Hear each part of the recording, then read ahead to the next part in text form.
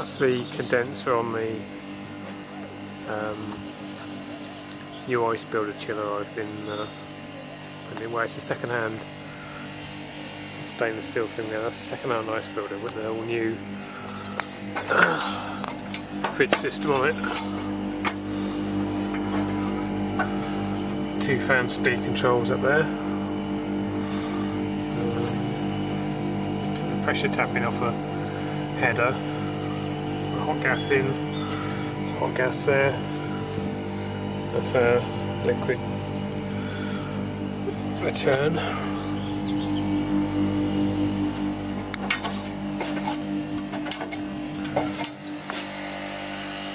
Got two ice builders here. That's the original one, this blue one, and that's the second one we've just done. So we've got 2 time clocks for each one that will make ice overnight, with a override switch on there.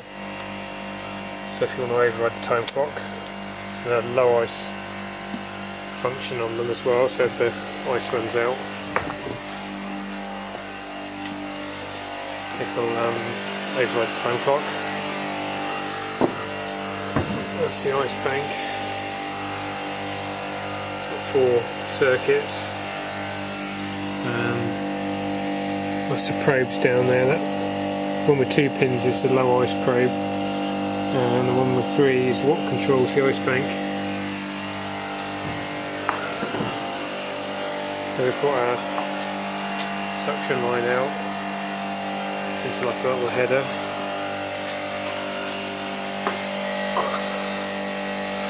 That runs up like that, and we've got some framework over to there.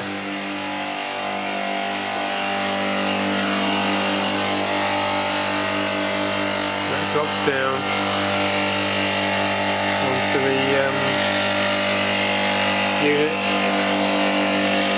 Got about 8 horsepower scroll. Quite a big receiver, holds about 30 kilos. I've got a big dryer on there as well.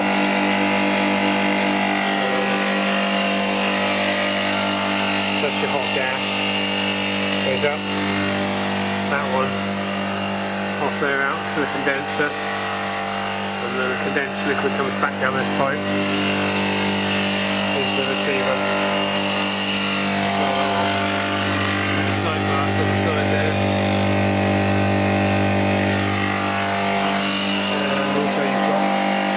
This end, I'll try to the ball in it that'll float. We've got a frame around it, just a key clamp, and chain.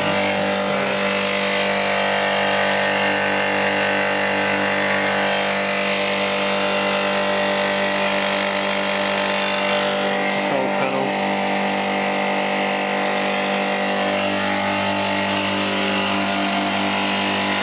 And a safety relief valve there, so we've got a vent pipe come off of it. Goes up round, up the roof, goes out the corner up there.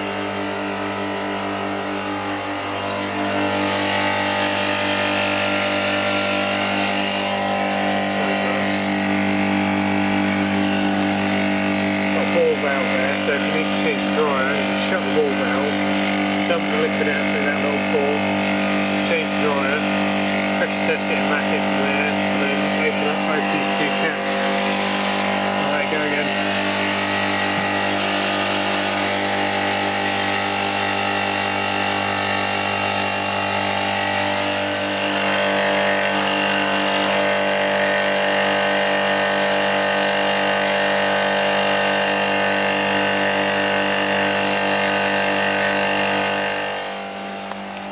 Takes the ice water out of both of the ice builders. They would have had a pump on each one originally. We've teed it together through a strainer into the pump. feeds out of there and off up the existing pipe work. And then we put the return back down here through a three-way valve, so you can shut it off to either one or both of them. So it takes ice water out of both.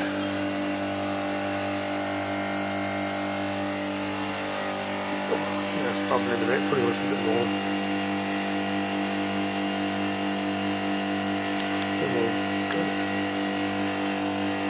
It's running on 404, probably wants a little bit more in there.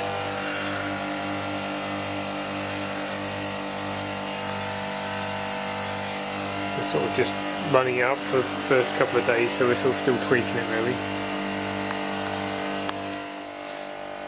And the ice water goes through supply and return through that plate heat exchanger. It's got mains water on the other side. Just a two-stage thing, that's mains water in,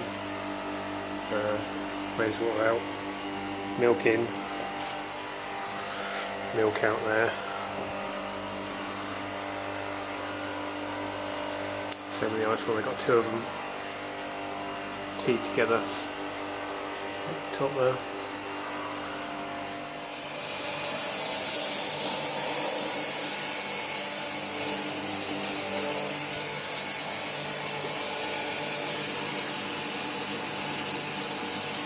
For the pump, the air blower running.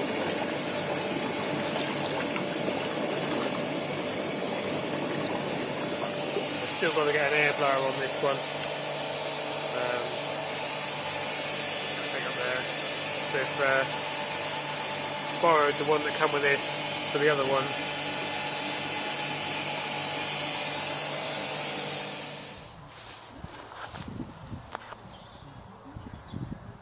That's one of the existing units on the old ice builder. That's the other one, which has seen better days.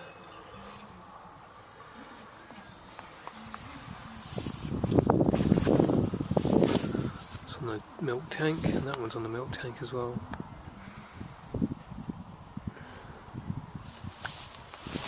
It smells of dead rat around here. It's a twin fan, Pescold Copeland style unit. Semi-automatic, another one the same. I think about 4 horsepower. It says on the MALS 400, yes, 4 horsepower. That's a smaller one on the ice builder, which I think is a 20X.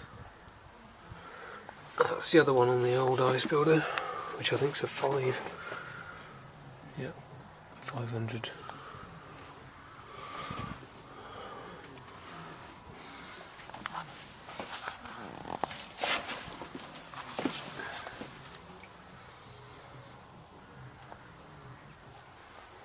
Oh, we've got a light.